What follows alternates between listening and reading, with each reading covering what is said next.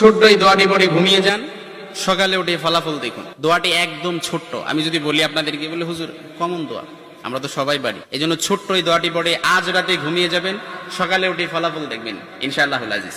আপনি মাথা থেকে বোঝা নামিয়ে ফেললে যেরকম হালকা হয়, আপনি এরকম হালকা মনে করবেন। আপনি মনে করবেন আপনার সমস্ত গুনাহ মাফ হয়ে গেছে, এরকম একটা হালকা অনুভূতি আপনার ভেতরে কাজ করবে। খুশির মনে হয় না?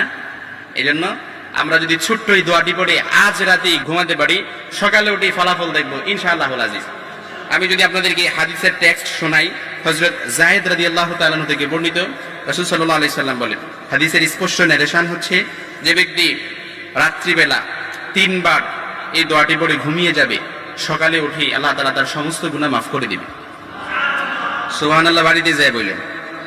এই জন্য আজ রাতেই যদি এই দোয়াটি পড়ে ঘুমাতে পারেন, সকালে উঠে ফলাফল দেখবেন ইনশাআল্লাহুল আজিজ।